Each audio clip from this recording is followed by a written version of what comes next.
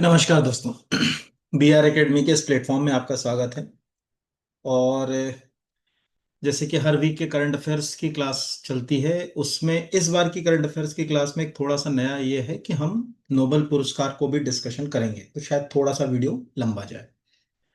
और नोबेल पुरस्कार वैसे डिस्कशन नहीं करेंगे जैसे नॉर्मली अभी चल रहा है कि किसको कौन सा नोबेल पुरस्कार मिला, कौन सी ट्रिक से याद करना है, वो आप लोग अपने स्तर पर, मुझे उम्मीद है कि बहुत सारे प्लेटफॉर्म्स हैं जिनसे आपने कर लिया होगा। हम देखेंगे कि जिन विषयों पे नोबेल पुरस्कार मिला है उनमें सब्जेक्ट से क्या क्वेश्चन बन सकते हैं।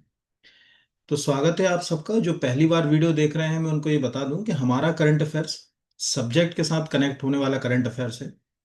करंट अफेयर्स को कैसे सब्जेक्ट के जोड़ के पढ़ा जा सकता है, उस पे क्या क्वेश्चन बन सकते हैं, स्टैटिक क्वेश्चन जो सालों पुराने हैं वो करंट से कैसे जुड़कर एग्जाम में पूछे जा सकते हैं, इन सब विषयों पे हम यहाँ पर बात करते हैं। तो चलिए शुरू करते हैं इस वीक के करंट अफेयर्स को। तो पहला क्वेश्चन हमने नोबेल प्राइज का ही लिया है। चिकित्सा के नोबेल पुरस्कार 2025 के संबंध में कौन सा कथन असत्य है? पहला, ये पुरस्कार पेरिफेरल इम्यून टॉलरेंस की खोज के लिए दिया गया। ये बिल्कुल सही बात है कि हमारा जो पेरिफेरल इम्यून सिस्टम होता है वो कैसे, उसकी टॉलरेंस कैसे निर्भर करती है, मतलब वो अभी मैं बताऊंगा कि क्या होती है टॉलरेंस। और दूसरा है, सिमोन साकागुची ने रेगुलेटरी टी सेल्स, देखो टी सेल्स की एक अलग कैटेगरी इन्होंने खोजी जिसको रेगुलेटरी टी सेल्स का, वो भी बिल्कुल सही बात है।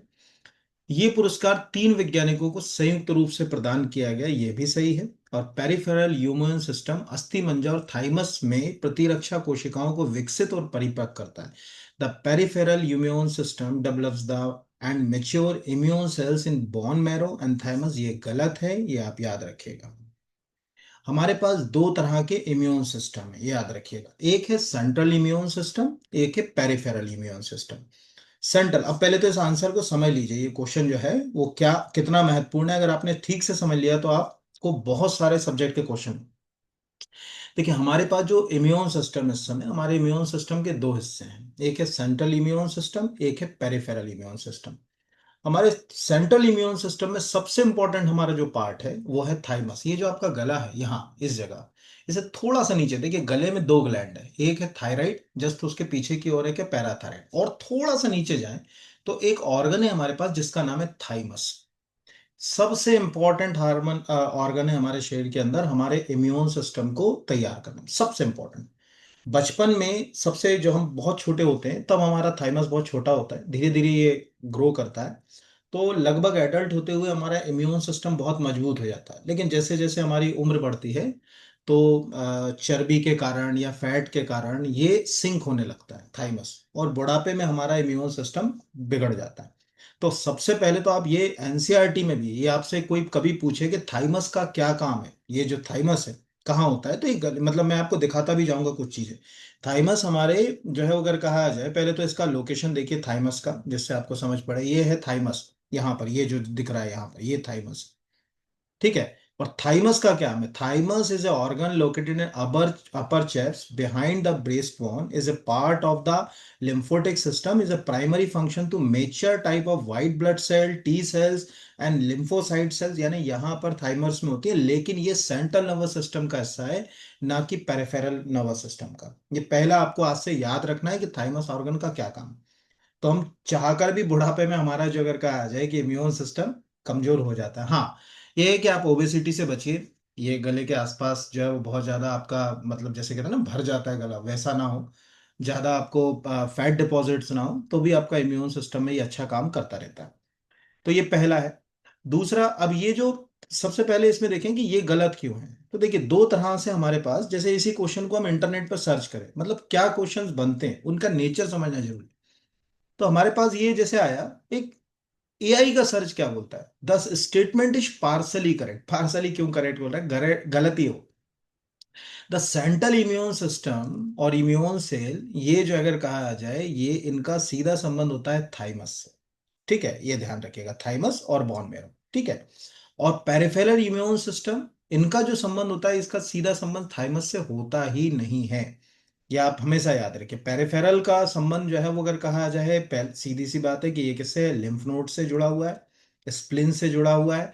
यानी कभी आपसे कोई पेरिफेरल इम्यून सिस्टम के ऑर्गन पूछेगा तो स्प्लिन और लिम्फ। सेंट्रल इम्यून सिस्टम के ऑर्गन पूछेगा तो बोन मेरो एंड थाइमस। ये आपको आज से याद रखना, ये क्वेश्चन आपको साइंस के लिए भी क्वेश्चन तैयार हो गया। दूसरा, अब यहां पर आ गया कि सिमोन साकागुची ने रेगुलेटरी टी सेल्स की खोज करी, बिल्कुल सही है।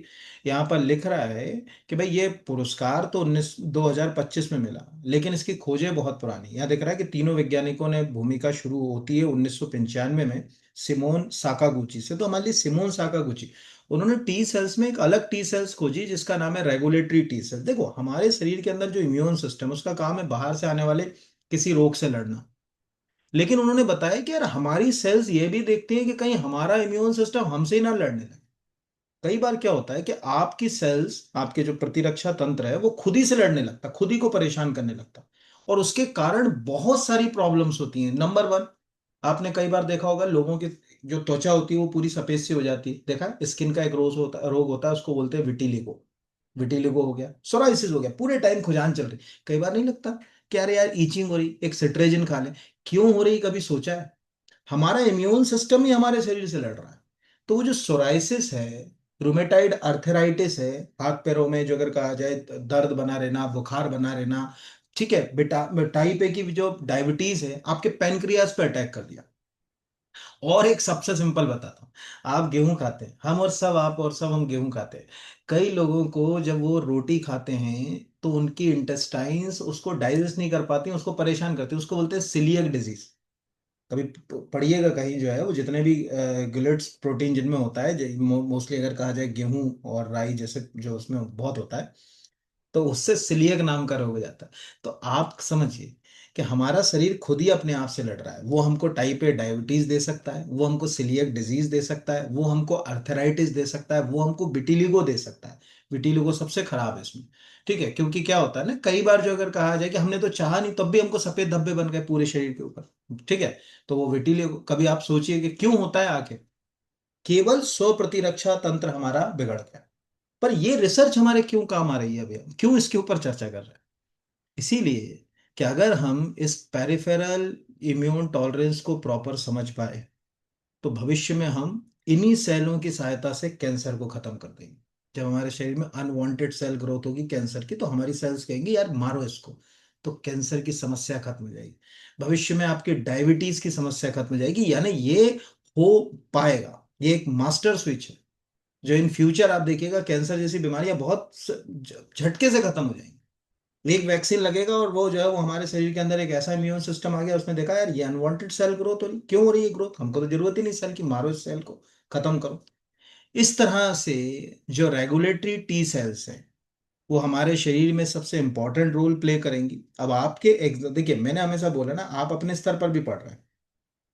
इस रिसर्च से मैं आपसे क्या उम्मीद कर रहा हूं, आपसे प्रश्नकर्ता पूछेगा कि भाई, क्योंकि ये ऑटोइम्यून से बात हो रही है, इसमें पूरे आर्टिकल जितने भी पढ़ाए होंगे आपने, ऑटोइम्यून डिजीज, तो आज कम से कम 10 ऑटोइम्यून डिजीज जो हमको होती है ना, रूमेटाइड अर्थराइटिस होता है, विटिलिगो अगर हमारा ऑटोइम्यून सिस्टम फेल हो जाए तो होता है।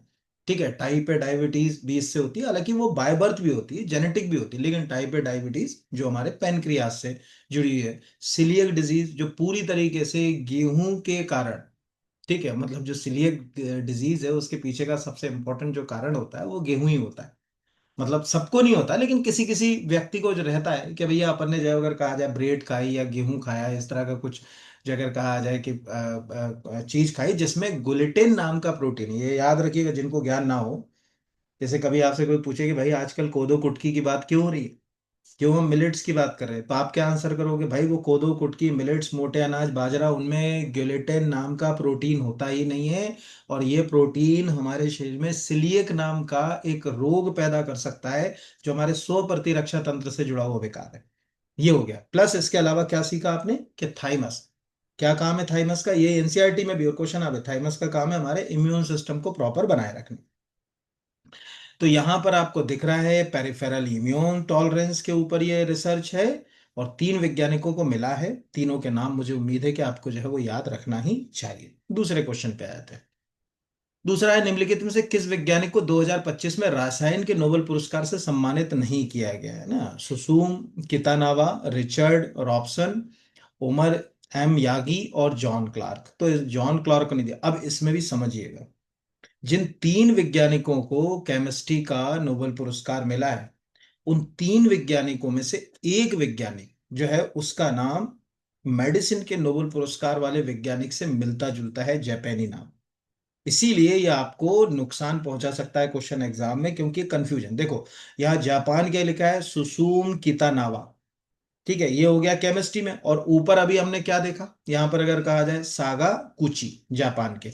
अब कंफ्यूजन ये होता है एग्जाम में, अभी तो सबको याद रहेगा, वहां भूल गए तो ये अंडरलाइन करके लिख लेना कि क्लैश करेगा वो नाम, अगर उसको बदलना है तो वो सिम्यून साकागुची का नाम केमिस्ट्री में डालेगा, तभी ये अगर कहा जाए बदलाएगा। अब यहां पर क्या रिसर्च हुई, ज्यादा नहीं।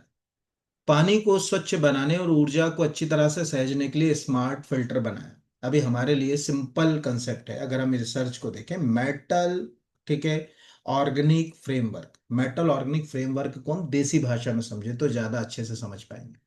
आपने कभी अपनी कार को ध्यान से देखा होगा, तो पेट्रोल गाड़ी में से जो आपका क्या बोलते हैं कि जो साइलेंसर होता है उसमें से पानी टपकता रहता है, वो पानी नहीं होता। एक्चुअल हमारी जो गाड़ी होती है उसके साइलेंसर में एक पार्ट होता है जिसको अपन बोलते हैं कैटलिक कन्वर्टर।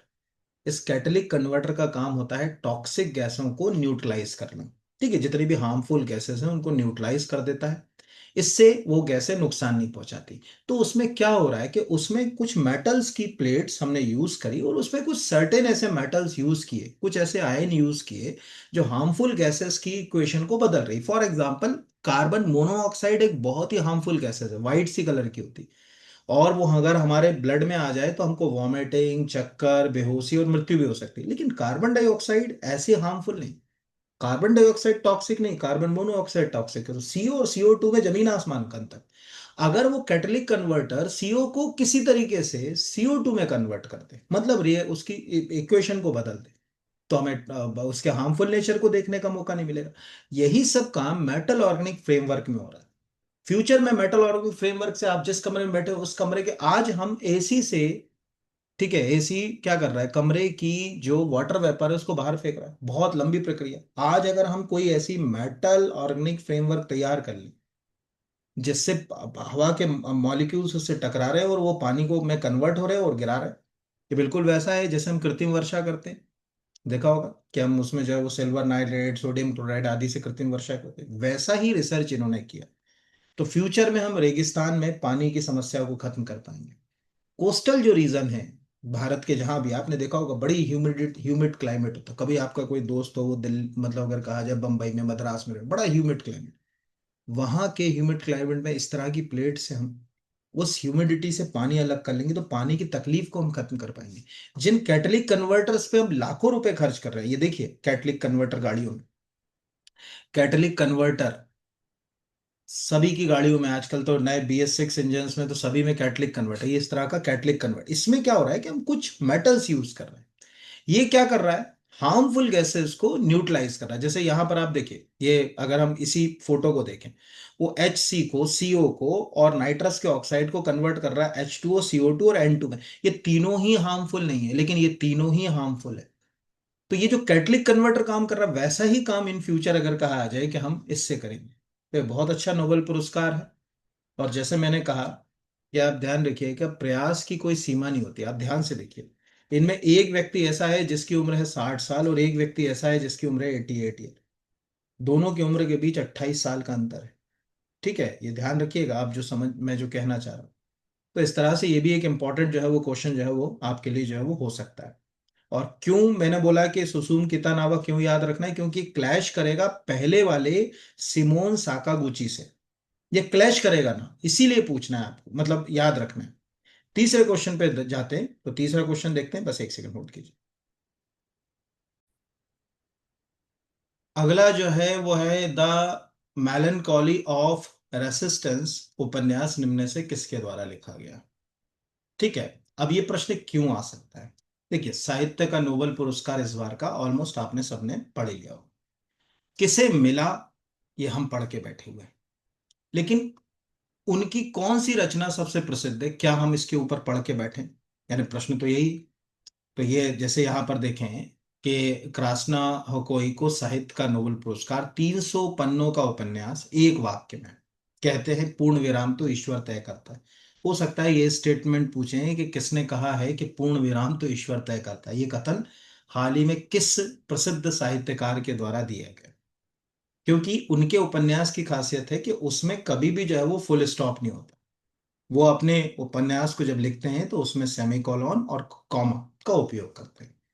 तो यहाँ पर अगर हम इस पूरे आर्टिकल को देखें, 2025 में मिला, हंगरी के हैं और हंगरी का ये दूसरा जगह कहा जाए साहित्य का नोबल है। नीचे एक आर्टिकल लिखा है, ये ऐसे क्वेश्चन भी आड़े टेढ़े आजकल पूछे थे कि 2002 में लेखक इम्रे कैटसस को उनकी कृति फैट फैटलेसनेस के लिए साहित्य का नोबेल पुरस्कार मिला था। देश अब तक 15 बार सम्मान प्राप्त कर चुका, आश्चर्य की बात है।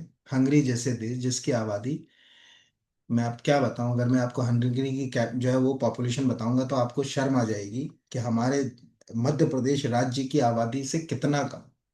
उसके बाद ये लोग इतने अवार्ड्स ले लेते हैं और हम जो है अगर कहा जाए अवार्ड्स में इतने पीछे रह जाते हैं। ठीक है। तो टेक्निकली जो है अगर कहा जाए कि उपन्यास की खासियत है कि कई पन्नों तक चलने वाले लंबे वाक्य, गंभीर कभी कभी भयानक विषय। उनका उपन्यास द मेलंकोली ऑफ रेसिस्टेंस 300 पन्नों का सिर्फ एक वाक्य में लिखा गया है। ये उपन्यास 1989 में हंगेरियन भाषा में प्रकाशित हुआ। इस तरह से ये बात हमारे लिए है। तो ये उपन्यास आपको याद रखना है, ये स्टेटमेंट आपको याद रखना है। इनसे भी कोई भी क्वेश्चन जो है वो पूछा जा सकता है। अब आने वाली बात है कि देखने में अगला मैंने ज्यादा इंपॉर्टेंट नहीं रखा। हाल ही में चर्चा में रही मारिया कोरिना मचाडो का संबंध किस देश से? America, Mexico, Venezuela, Spain. तो हम सब जानते हैं कि वो वेनेजुएला से है। और जैसे हम उम्मीद कर रहे थे कि शायद इस बार का जो नोबेल पीस प्राइज है वो डोनाल्ड ट्रम्प को, तो ट्रम्प को ना, वेनेजुएला की मारिया को शांति का नोबेल पुरस्कार। एक्चुअल वेनेजुएला में क्या है, 2012 से सिचुएशंस बहुत खराब है, खासकर 2010 से। उसमें वेनेजुएला में कोई सिविल वॉर की सिचुएशन नहीं है लेकिन क्राइसिस है। अगर आप इंटरनेट पर एक टाइप करेंगे वेनेजुएलन क्राइसिस तो आपको 2010 से वेनेजुएला की क्राइसिस मिलेगी। उस क्राइसिस में मुखर होकर उभरी। 2012 में तत्कालीन राष्ट्रपति सॉवेज को मारिया ने चोर कहा और उन्हें संसद छोड़ने पर मजबूर किया। उसके बाद नीचे जो अगर कहा जाए 2025 की टाइम सूची में रही, मारिया कहती हैं कि चील चींटियों का शिकार नहीं करती। ये सब हमारे लिए इम्पोर्टेंट नहीं है। हमारे लिए इम्पोर्टेंट है कि वेनेजुएला एक क्राइसिस से जूझ रहा है। ठीक है, उस क्राइसिस का जन्म बहुत सारे कारणों से हुआ जिसमें पॉलिटिकल जो है वो अगर कहा जाए इश्यूज ज्यादा थे, जिसके बाद वहां क्रूड ऑयल रिलेटेड इश्यूज पैदा हुए और उससे वेनेजुएलन क्राइसिस का जन्म। हमको बस इतना याद रखना है, बाकी मुझे नहीं लगता है कि इसमें और कोई क्वेश्चन जो है वो हमारे लिए आएगा। अगला क्वेश्चन मोस्ट आईएमपी है और देखते हैं कि आपने अब तक नोबेल पुरस्कार पढ़ा है तो कितना पढ़ा है। यानी इस प्रश्न के उत्तर से आपको मैं कोशिश करूंगा समझाने की कि आपकी पढ़ाई कहाँ है। अर्थव्यवस्था में रचनात्मक विनाश का क्या अर्थ है? व्यक्ति की रचनात्मकशीलता का पतन होना, नए नवाचारों द्वारा पुराने नवाचारों को प्रतिस्थापित करना, बौद्धिक संपदा का पतन होना और नवाचार से व्यक्तिगत रचनात्मकता का अंत। तो आंसर है कि the replacement of the old innovation by the new innovation. क्यों? क्योंकि इस बार का जो इकोनॉमिक्स का नोबेल पुरस्कार गया है वो 3 लोगों को गया है। 3, और 3 में से 2 ने क्रिएटिव डिस्ट्रक्शन की बात, आपको स्क्रीन पर दिख रहा होगा यहाँ पर 2 वैज्ञानिक, अगर हम इसको ध्यान से देखें तो हमारे पास 2 वैज्ञानिक हैं जिन्होंने ये बताया कि क्रिएटिव, यहाँ पर दिख रहा है कि क्रिएटिव डिस्ट्रक्शन, क्रिएटिव डिस्ट्रक्शन जो अगर कहा जाए क्या होता है ये हमको पता होना चाहिए। अब अगर किसी एक सामान्य व्यक्ति से पूछा जाए कि हाल ही में चर्चा में रहा क्रिएटिव डिस्ट्रक्शन का संबंध किस व्यक्ति से, निश्चित रूप से वो इन 3 में से कोई 2 वैज्ञानिक जिनको क्रिएटिव डिस्ट्रक्शन के लिए नोबेल मिला है उससे। पहले तो समझें कि क्रिएटिव डिस्ट्रक्शन का जन्म कहाँ से हुआ। देखिए क्रिएटिव डिस्ट्रक्शन क्या, आज आप सब मोबाइल यूज कर रहे हैं, हाथ में रख के चलते हैं। आने वाले समय में आपको मोबाइल को लेके चलना भी तकलीफदायक लगेगा। आप इतने व्यस्त जीवन में चले जाएंगे, तब आप सोचेंगे कि आप एक चश्मा लगाए हो, चश्मे ही में ही सब कुछ दिखे। तो वो गूगल वाले जो ग्लासेस होंगे इन फ्यूचर, जिनमें आप टीवी भी देख सकोगे, जिनके माध्यम से आप चीजों को सर्च भी कर सकोगे, ये सब चीजें वो निश्चित रूप से आपके मोबाइल तकनीक का पतन कर देंगे। यानी निश्चित रूप से मोबाइल तकनीक पुरानी हो जाएगी। इसी को अपन क्रिएटिव डिस्ट्रक्शन कहते हैं। लेकिन क्रिएटिव डिस्ट्रक्शन का जन्म कहाँ से हुआ? क्रिएटिव डिस्ट्रक्शन का जन्म हुआ फर्स्ट वर्ल्ड वॉर के बाद। जब फर्स्ट वर्ल्ड वॉर खत्म हुई तो दुनिया में पहली बार महसूस हुआ कि अब विकास करना है, और आर्थिक विकास के लिए नए संसाधनों की और दौड़ लगाना है। उस जमाने में ऑस्ट्रिया के एक फाइनेंस मिनिस्टर थे जिनका नाम था जोसेफ शुम्पीटर। कभी आप पढ़िएगा उनके बारे में, जोसेफ शुम्पीटर। ऑस्ट्रिया था, ऑस्ट्रेलिया के नहीं, ऑस्ट्रिया। ऑस्ट्रिया उस समय बहुत बड़ा एम्पायर था, वियना से ऑपरेट होता था। उन्होंने पहली बार वर्ड यूज किया, क्रिएटिव डिस्ट्रक्शन। आप में से कितनों को पता है जोसेफ शुम्पीटर का क्रिएटिव डिस्ट्रक्शन थ्योरी? उन्होंने ये बताया कि पूंजीवाद की हमको बहुत जरूरत है, कैपिटलिज्म की जरूरत है। अगर कैपिटलिज्म नहीं होगा तो दुनिया विकास तक जा ही नहीं पाएगी। आप सोचो, आज अगर हम कार्ल मार्क्स का समाजवाद लेकर चलते तो क्या आप मुझे इस 5G तकनीक पर देख पा रहे होते यूट्यूब के माध्यम से? सोच के देखिए, तकनीकों के विकास ने, ठीक है, पूंजीवाद नहीं तकनीकों। देखिए पूंजीवाद का सिंपल सी है, पूंजीवाद तो एक सिंपल कहता है कि सरकार क्या करे, अपने हाथ से चीजों को छोड़ दे, और जो जैसे विकास कर रहा है वैसे विकास करे। तो आज दुनिया की जैसे टॉप 10 अगर हम कंपनीज देखेंगे तो सब निजी है। सरकार द्वारा संचालित कंपनी तो किसी देश में नहीं मिलेगी।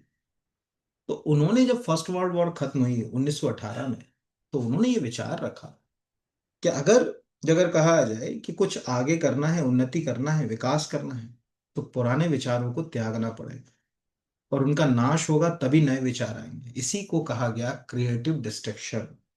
ये ह्यूमन बिहेवियर है कि जैसे जैसे उसके पास संसाधन और पैसे आते हैं, वैसे वैसे वो क्या करता है कि अपने आप को दूसरों से अलग, जैसे आज आप सोचो, आज जिस आदमी के पास बहुत पैसा है वो उन चीजों को खरीदता है जिनको आज हम आम भाषा में जिगर कहा जाए कि एंटिक कहते हैं, विंटेज कहते हैं। उन्होंने कहा यार इनके पास 1940 की कार है, क्योंकि वो बाकी किसी के पास नहीं। समझ रहे हो इसका मीनिंग क्या है? कि एक समय ऐसा आता है कि जब हम, जैसे आज किसी के पास मोबाइल iPhone 15 है, तो पैसा आएगा तो वो 16 पर जाएगा, पैसा आएगा तो वो 17 पे जाएगा। एक समय ऐसा आएगा कि आप उसके जेनिथ लेवल पर पहुंच जाओगे। जेनिथ का मतलब सर्वोच्च। तब क्या करोगे? तब कोई आदमी ऐसा फोन रखेगा जो 1980 में चलता था, उसको बोलेंगे वो फोन बना। तब वो कोई कंपनी बनाएगी नहीं, इक्के दुक्के बनेंगे, वो 1 करोड़ 2 करोड़ का बिकेगा। तब आप कहोगे कि अरे यार इसके पास तो विंटेज फोन है।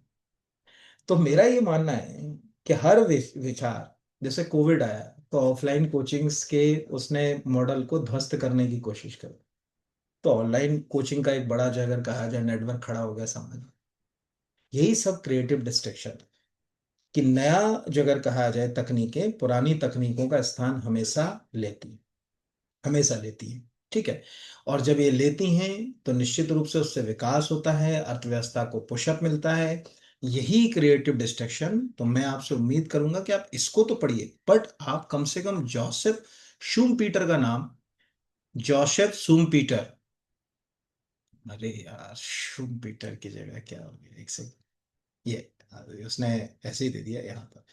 तो ये है जोसेफ शूमपीटर। अगर हम विकिपीडिया पर भी पढ़े, Joseph Schumpeter was an Austrian politician, economist. He serves the finance minister of Austria 1919 to 1935. He जगह कहा आज immigrate to United States, become the professor of Harvard University, where he remained unit dash dash dash career। और यहाँ पर अगर हम जाएं नीचे, Schumpeter Peter was the one of the most influenced economist on the earlier 20th century and popularise the creative destruction the term coin जो अगर कहा जाए वाय, ठीक है, वर्नर शॉम्बर्ट। ये दो नाम आपको मिल गए। क्या हमने इनको पढ़ा? ये कैपिटलिज्म के विचार की दिशा में एक बड़ा कदम था। तो इस बार आपको दिख रहा होगा, इसको हम इस तरह से पढ़े कि 3 लोगों को नोबेल पुरस्कार मिली है इकोनॉमिक्स की। 2 ने क्रिएटिव डिस्ट्रक्शन पे काम किया है, और एक की थ्योरी जो अगर कहा जाए सस्टेनेबल ग्रोथ से, यानी सस्टेन ग्रोथ से जुड़ी हुई है, कि टेक्नोलॉजिकल प्रोसेस में सस्टेन ग्रोथ की जरूरत है। ये तो अगर हम देखें तो पहले व्यक्ति को जो प्राइज मनी है उसका आधा पैसा, और चूंकि 2 खोज बराबर है इसलिए आधा पैसा इन दोनों को मिलकर दिया गया। तो ये आप याद रखिएगा कि जैसे आपसे पूछे कि इकोनॉमिक्स के नोबेल पुरस्कार की आधी राशि किसे मिली, तो इनको मिली। और क्रिएटिव डिस्ट्रक्शन आप बहुत अच्छे से समझ गए हैं आज। ठीक है, आज आप जिस पेन का यूज कर रहे हैं 10 साल और चला लीजिए, ठीक है, 10 साल के बाद ये पेन अपना अस्तित्व खत्म कर चुका होगा, इसकी जगह डिजिटल पेन आ चुके होंगे। आज भी आप अगर 1 आध लाख रुपए 1.5 लाख रुपए का कोई मोबाइल खरीदते हैं तो उसके साथ इस तरह के पेन आने लगे हैं जो कि आपके पूरे नोट्स बनाने के लिए हेल्प करते हैं, जैसे एप्पल के साथ या सैमसंग के मोबाइल्स के साथ आते हैं। ये सब क्रिएटिव डिस्ट्रक्शन की दिशा में कदम है। चलिए, तो ये एक बेसिक सी बात हो गई। अगले क्वेश्चन की ओर बढ़ते हैं। इसलिए मैंने कहा कि आप तो जो है वो, बाकी तो मैंने क्वेश्चनों को जो है वो नीचे फ्रेम कर दिया है। अगला है, क्वांटम टनलिंग किसी पदार्थ की किस प्रकृति का वर्णन करती है? कण प्रकृति का, यानी पार्टिकल नेचर का, वेव नेचर का, ए और बी, और इनमें से कोई नहीं। तो आंसर है वेव नेचर। पहले तो समझ लीजिए, क्योंकि इस बार का जो नोबेल पुरस्कार है वो इसी थ्योरी के लिए गया है। ठीक है, मतलब क्वांटम टनलिंग के लिए गया है। तो आपको दिख रहा होगा यहाँ पर कि हमारे 3 अमेरिकी भौतिक वैज्ञानिकों को भौतिक का नोबेल पुरस्कार, और इन्होंने जो है वो क्वांटम टनलिंग के लिए काम किया। पर ये है क्या, इसको अपन समझने की कोशिश करते हैं। सिंपल सी लॉजिक है। अगर हम टेक्निकली देखें तो जिनने कभी साइंस पढ़ा होगा उनको मालूम होगा कि लाइट का डुअल नेचर है। लाइट या प्रकाश दोहरी प्रकृति को बताता है। जिस कमरे में आप बैठे हैं उस कमरे में जो रोशनी आपको दिख रही है, टेक्निकली ये लाइट के पार्टिकल बिहेवियर को बताती है। ठीक है, हमेशा जो अगर कहा जाए पार्टिकल बिहेवियर को बताएगी। जो हमने देखा कि लाइट जो अगर कहा जाए फोटोन के बंडल्स के रूप में चलती है। तो सूर्य के प्रकाश से जो आपको लीनियर डायरेक्शन में लाइट आते हुए दिखती है, ये बताती है कि पार्टिकल्स यानी प्रकाश कर्ण के रूप में चलता है। लेकिन कहीं ना कहीं जब हम लाइट की स्टडी करते हैं तो हम उसकी वेवलेंथ की बात करते हैं। ठीक है, एक सर्टेन वेवलेंथ, अभी आप मुझे देख पा रहे हैं, एक सर्टेन वेवलेंथ। आप देखिए, सूर्य का जो प्रकाश हम तक आता है उसको अपन बोलते हैं इलेक्ट्रोमैग्नेटिक स्पेक्ट्रम। और इस इलेक्ट्रोमैग्नेटिक स्पेक्ट्रम में क्या क्या है? इसमें रेडियो वेव्स भी हैं, इसमें माइक्रोवेव्स भी हैं, इसमें इंफ्रारेड वेव्स भी हैं, इसमें विजुअल वेव्स भी हैं, इसमें अल्ट्रा वायलेट्स भी हैं, इसमें एक्सरे भी हैं और गामा भी है। ये सब वेव। बट क्या आप इसमें से एक्सरे को देख पाते हैं? क्या आप अल्ट्रावायलेट को देख पाते हैं? क्या आप माइक्रोवेव्स को देख पाते हैं? क्या आप रेडियो वेव्स को देख पाते हैं? इस कमरे में जो रेडियो वेव्स से दिख रही है, नहीं। आप केवल विजुअल वेव्स को देख पाते हैं, आप केवल इंफ्रारेड को देख पाते हैं। अगर किसी चीज को खूब गर्म करते हैं तो जो जैसे आग में लोहे को गर्म करो तो इंफ्रारेड निकलती है। तो इससे सिद्ध है कि लाइट के साथ बड़ा उसका डुअल नेचर, शुरू से प्रकाश की द्वैत प्रकृति। तो इस पर इन्होंने काम किया, और ये पुरस्कार मतलब ये काम जो है ना, क्वांटम कंप्यूटिंग जगत को बदलने वाला है, ध्यान रखिएगा। मैंने हमेशा बोला कि जो परंपरागत कंप्यूटर है उनकी जगह जब क्वांटम कंप्यूटर लेंगे तो एक वर्ड आएगा, क्वांटम सुप्रीमेसी।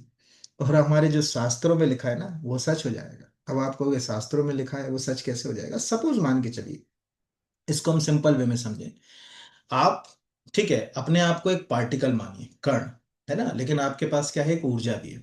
आप बहुत तेजी से दौड़ते जा रहे हैं और दौड़ते हुए आप एक दीवार से जाके टकराए। तो पार्टिकल थ्योरी तो ये कहती है कि आप दीवार से टकरा गए तो उधर नहीं, लेकिन जैसे ही दीवार से टकराए, समझिए दीवार के उस तरफ वाले व्यक्ति को एकदम झटका लगेगा कि नहीं लगेगा? लगेगा, यानी आपकी एनर्जी या वेव उस तरफ चली गई। तो भविष्य में जो हम कहते हैं ना कि वो दीवार के उस तरफ खड़ा तो संजय को दिख रहा है उस तरफ, यही चीज आप याद रखिएगा, बहुत इंपॉर्टेंट होने वाली है। कि वेव जो थ्योरी है वो यही है कि वेव तो निकल जाएगी ना, वेव रुक रही। कि आप सोचिए, जिस जिस मोबाइल में अभी आप बात कर रहे हैं, जिस कमरे के अंदर, वो वेव आ रही है कि नहीं आ रही? आपके कमरे की दीवारों को चीरते हुए आ रही ना। यही क्वांटम थ्योरी है और यही क्वांटम टनलिंग है। भविष्य में जब हम इन वेव्स को एक जगह से दूसरी जगह पहुंचाने में कामयाब हो जाएंगे तो फिर तो सब कुछ बदल ही जाएगा। तो याद रखिएगा, कोई पूछे कि क्वांटम टनलिंग कौन से नेचर को दिखाएगी, पता नहीं। आपने देखी मैंने क्या बोला, मैं यहाँ पर नोबेल पुरस्कार पढ़ाने के लिए नहीं बैठा कि किसको क्या मिला कैसे याद करो। बहुत सारा इंटरनेट पे यूट्यूब पे बहुत सारे टीचर्स ने पढ़ाया, अपने तरीके से अच्छा पढ़ाया होगा, और उन्होंने जरूर बताया होगा कि कैसे ट्रिक से याद करना है। मेरा ये मतलब है कि क्या आपको मालूम है कि क्वांटम टनलिंग ही क्वांटम सुप्रीमेसी बनेगी? जिन क्वांटम कंप्यूटर की हम बात कर रहे हैं उनकी खोज इन्हीं लोगों ने की है, जिसके कारण आज हम क्वांटम कंप्यूटर की बात कर पा रहे हैं। क्या आपको मालूम है कि क्वांटम टनलिंग जो है, अगर या क्वांटम जो थ्योरी है, वो लाइट के वेव नेचर को, है ना, क्वांटम टनलिंग, ठीक है, demonstrate the wave particle duality the matter showing that the particle can, ठीक है, बिहेव लाइक वेव। जो पार्टिकल है वो किसकी तरह बिहेव करेंगे? वेव की तरह। एम प्रोबेबिलिटी जो अगर कहा जाए, इससे क्या होगा, समझ गए? मैंने बताया ना। तो जैसे अभी आप खुद देखिए, यहाँ अगर आप इस तरफ अपना हाथ लगाए, ऐसे ऐसे मारेंगे तो इधर आपको झटका लगेगा। ये पार्टिकल है, और वो जो एनर्जी इस तरफ पहुंच रही है वो वेव है। ये आप आज से याद रखिएगा। ठीक है, बहुत बढ़िया सी थ्योरी है। एक तो क्या है कि बच्चे मुझसे पढ़ना पसंद नहीं करते, पता नहीं क्यों। नहीं तो मैं फिजिक्स फिजिक्स भी अच्छी पढ़ा पढ़ा दूँ। साइंस, हिस्ट्री, ज्योग्राफी, पॉलिटी, अब वो कोई मुझे, हाँ, लेकिन मैं आप लोगों का बहुत, मतलब उन बच्चों का बड़ा दिल से, तो मुझे अंदर से खुशी होती है। जैसे पिछले हफ्ते का मेरा करंट अफेयर था, इतने सारे कमेंट्स बच्चों ने किए, मुझे लगा कि उनको मेरी नीड है तो मुझे तो एफर्ट लगाना भैया। जिसको मेरी नीड है, अगर 100 आदमी को मेरी नीड है, मुझे उसके लिए काम करना है, लाखों के लिए नहीं करना। तो इसीलिए जो आप मैसेज करते हो, तो वो मुझे अच्छा लगता है। आप पॉजिटिव मैसेज, मैंने कभी देखा कि किसी ने कभी नेगेटिव मैसेज नहीं किए। तो आपको समझ पड़ गया। तो इसके लिए 3 वैज्ञानिकों को जो है वो नोबेल पुरस्कार मिला। इसके बाद मैंने नीचे नोबेल पुरस्कार का एक फ्रेम करा। वो आपको पता ही होगा, मुझे इसको बताने की जरूरत, मैंने यहाँ पर इस तरह से क्या करा, एक फ्रेम बना दिया पूरा। तो आप खुद भी इसको जो है वो पढ़ सकते हो यहाँ पर। तो आपको दिख रहा है कि चिकित्सा के लिए हम 3 लोगों को जो है वो नोबेल मिला। इन्होंने रेगुलेटरी टी सेल्स के ऊपर काम किया, जो ये ट्रिगर करेगी कि भाई ये अपना ही शरीर का अंग है, इससे नहीं लड़ना है। ठीक है, वो रेगुलेटरी टी सेल्स जो है हमारे इम्यून सिस्टम को बताएगी, अरे नहीं भाई, ये दोस्त है अपना, अपना अंग। तो इससे हमारे शरीर को, जो अगर कहा जाए, मैंने कितने सारे, कम से कम 10 बार, आप उसके लिए एक, सबका होमवर्क है कि ऑटो इम्यून डिजीज की एक लिस्ट बना लेंगे। फिर फिजिक्स में हमने देखा क्वांटम जो है वो टनलिंग, जो लाइट के वेव नेचर को प्रदर्शित करती है, इसका इस्तेमाल हम क्वांटम टेक्नोलॉजी में करेंगे। केमिस्ट्री में हमने देखा कि मेटल ऑर्गेनिक फ्रेमवर्क कैसे आने वाले समय में जो है वो एनवायरमेंट पॉल्यूशन को दूर करने में, वाटर जो अगर कहा जाए जल की समस्या को दूर करने में, पॉल्यूशन को कम करने में एक जो है वो रोल प्ले करने वाला है। यहाँ पर साहित्य के लिए हमने कैसे देखा कि कैसी रचनाएं जिसमें एक ही लाइन में आपने सब कुछ लिखने की कोशिश करी। और वेनेजुएला की जो क्राइसिस है उसके बाद शांति का पुरस्कार, इस तरह से। और सृजनात्मक विनाश या रचनात्मक विनाश, ठीक है, और सतत विकास के सिद्धांत के साथ, जो अभी हमने देखा कि कैसे जगह जोसेफ सोम पीटर के समय इस बात को किया गया। अब हम अगले की ओर बढ़ते हैं। अगला है कि वर्ल्ड पैरा एथलेटिक चैंपियनशिप 2025 के संबंध में निम्नलिखित में से कौन सा कथन असत्य है। इस प्रतियोगिता का आयोजन नई दिल्ली में किया गया, बिल्कुल सही। भारत ने इस प्रतियोगिता में 22 पदक जीते, ये भी सही है। भारत पदक तालिका में 10वें स्थान पर रहा, ये भी सही है, बहुत अच्छी रैंक हमने अपनी हासिल करी। और चीन पदक तालिका में प्रथम स्थान पर रहा, ये गलत है। तो पहले तो देखें कि खबर कहाँ से छपी है, नई दिल्ली। तो आपको दिख रहा होगा कि नई दिल्ली में समाप्त हुए वर्ल्ड पैरा एथलेटिक चैंपियनशिप, ये पहला क्वेश्चन हो गया कि प्रश्नकर्ता आपसे ये पूछेगा कि भाई वो जो वर्ल्ड पैरा एथलेटिक चैंपियनशिप है वो कहाँ हुई है, तो नई दिल्ली में हुई है। भारत ने कुल 22 पदक जीते, और टूर्नामेंट में हमने 6, मतलब 6 गोल्ड, 9 सिल्वर और 7 ब्रॉन्ज, यानी इस तरह से टोटल 22 पदक हमने जीते हैं। और इस तरह से हम पदक तालिका में 10वें स्थान पर हैं। ब्राजील ने सर्वाधिक 15 स्वर्ण पदक हासिल करके पदक तालिका में अपने को फर्स्ट पोजीशन पे रखा है। तो आपको दिख रहा होगा ब्राजील नंबर 1, चाइना नंबर 2, हमारे लिए ज्यादा कोई काम का नहीं। चूंकि इवेंट हमारे यहाँ हुआ, वर्ल्ड पैरा एथलेटिक चैंपियनशिप 2025 का आयोजन चूंकि मध्य प्रदेश भारत में हुआ है, इसीलिए ये क्वेश्चन हमसे बन सकता है कि भारत का मेडल टैली में कौन सा पोजीशन रहा, और मेडल टैली में नंबर 1 पर कौन कंट्री रहा। ये दोनों ही प्रश्न आपसे जो है वो पूछे जा सकते हैं। तो 50, मतलब अगर कहा जाए टोटल 44 मेडल, बट गोल्ड ज्यादा है ब्राजील के, इसलिए नंबर 1 पर है गोल्ड। इस तरह से गोल्ड, मतलब ये क्वेश्चन आपसे पूछा जा सकता है। फिर अगले पे आते हैं। अगला है, अब आप देखिए कि आप, मैंने हमेशा कहा कि आप अगर मेरा करंट अफेयर्स पढ़ रहे हैं तो आप सब्जेक्ट की कॉपी लेके जरूर बैठिए। हाल ही में चर्चित सोरा नामक एआई ऐप किसके द्वारा विकसित की गई। शायद आपने सोरा अपने यूज करी होगी। एक्चुअल ये इमेज वीडियो ऐप है। इसमें आप किसी भी इमेज के माध्यम से एक वीडियो क्रिएट कर सकते हैं। वो फेक वीडियो बनाने में इस समय सबसे ज्यादा यूज हो रही है। तो मेटा, ओपन एआई, गूगल और एक्स, तो ये ओपन एआई का ये बिल्कुल वैसा है कि जैसे किसी ने अगर पहले प्रश्न किया कि भाई चैट जीपीटी किसने बनाया, तो अब वो पूछेगा शोरा किसने बनाया। तो पहले तो देखें कि शोरा क्यों न्यूज में है। तो अगर हम यहाँ इस आर्टिकल पर जाएं, तो ये आर्टिकल आपको उसकी तकलीफें भी बताता है। झूठे कंटेंट का नया और आसान तरीका बना ओपन एआई का शोरा। तो दिख रहा है कंज्यूमर से धोखाधड़ी, विरोध प्रदर्शन, असल लगने वाले फर्जी वीडियो आसानी से बन रहा है। आपको इसको देखना हो, कभी आप फेक वीडियो देखना हो ना, तो उसमें नीचे सोरा लिखा आता है, वीडियो में सोरा लिखा आता है, मैं दिखा भी दूंगा। वो ओपन एआई ने, और अकेले ओपन एआई काम नहीं कर रहा है, ठीक है, ये सब कंपनी, गूगल भी इस दिशा में इसके जस्ट पीछे पीछे। जब गूगल ने देखा है कि यार ये तो ओपन एआई वाले इन्होंने, तो गूगल वालों ने भी BO3 नाम से, ये दिख रहा है, यहां से आप पढ़ो कैसे, देखो न्यूज आर्टिकल्स को कैसे एग्जाम के हिसाब से सेट करना आना चाहिए। तो अगर हम यहां से पढ़े कि विशेषज्ञ कहते हैं कि सोरा और गूगल के VO3, सोरा यहां पर अगर कहा जाए, ये तो ओपन एआई का हो गया, गूगल के VO3 जैसे टूल्स दुष्प्रभाव और दुरुपयोग को आसान साधन बन गए। हाल ही के वर्षों में भ्रामक कंटेंट, पूरी तरह से काल्पनिक तस्वीरों में एआई की क्षमता से चिंता बढ़ गई। विशेषज्ञ कहते हैं कि असली लगने वाले फर्जी वीडियो, दुनिया के टकराव बढ़ेंगे, कंज्यूमर धोखाधड़ी शिकार होगा, चुनाव प्रभावित होंगे, लोगों को उन अपराधों में फंसाया जा सकेगा जो उन्होंने नहीं किए। कैलिफोर्निया यूनिवर्सिटी ने ये इसके ऊपर चिंता दिखाई। तो ओपन एआई का कहना है कि उसने सेफ्टी टेस्टिंग के बाद ऐप जारी किया है, बाकी जो भी किया है वो है तो गलत। तो अभी आपको मैंने समझा दिया। क्या प्रश्न कैसे, जैसे आपसे पूछेगा कि सोरा, एक्चुअल सोरा क्या है, पहला तो यही प्रश्न आएगा, व्हाट इज सोरा। तो आपको समझ पड़ा कि यार ये एक, जो अगर कहा जाए ऐप है, यहाँ पर पहला क्वेश्चन तो हो गया कि सोरा अपने आप में, यहां से देखे सोरा, ये है सोरा। जब आप इसका कोई वीडियो देखोगे तो उस पर ऐसा निशान होगा। तो सोशल मीडिया ऐप है सोरा, जिसका उपयोग, ये लिखा हुआ है the new Sora app turn your idea into a video, आप जो विचार करेंगे उसको ये एक काल्पनिक वीडियो में क्रिएट करके देगा। और ये ओपन एआई के द्वारा डेवलप किया गया है। और 9 दिसंबर 2024 को, यानी जब ये आया, ठीक है, तो उसके बाद शुरू में तो चिंता नहीं रही। फिर इसके बाद जो अगर कहा जाए कि आपने जब इसकी देखा देखी, जो है वो गूगल ने वीओ निकाल दिया। तो गूगल का अगर मैं यहां पर दिखाऊं तो ये है VO3 जो गूगल ने निकाला, तो इनके बीच बड़ा कंपटीशन।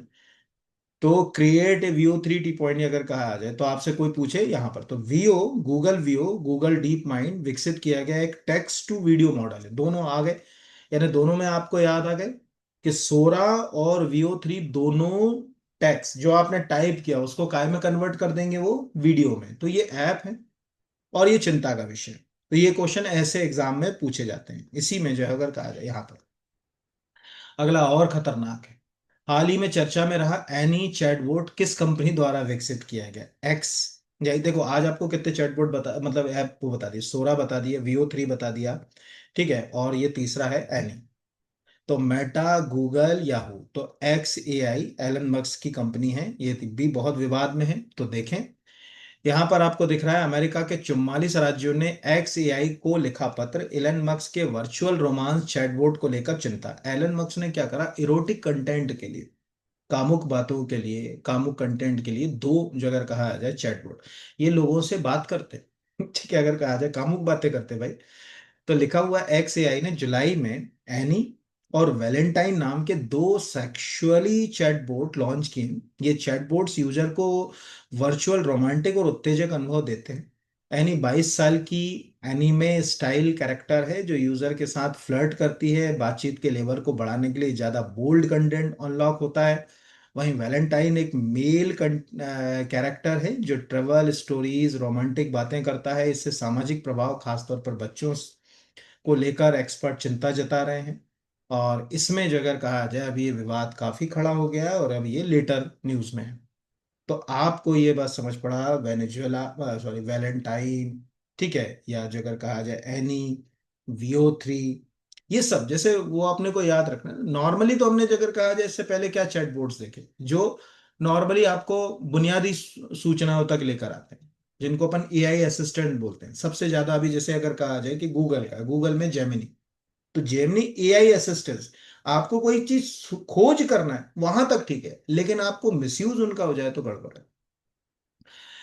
फिर अगला है केरल कलामंडलम की स्थापना किस वर्ष हुई, 1925, 1930, 1947, 1956। तो आंसर 1930। अब आप कहोगे ये क्यों पूछा, ये UPSC पूछेगी क्वेश्चन, MPPSC का या अदर स्टेट्स का इतना स्टैंडर्ड नहीं है कि वो इस क्वेश्चन तक जाए। पर प्रश्न पूछा क्यों जाएगा, तो इस प्रश्न के उत्तर के लिए हमको इस, जो है वो आर्टिकल पे जाना पड़ेगा।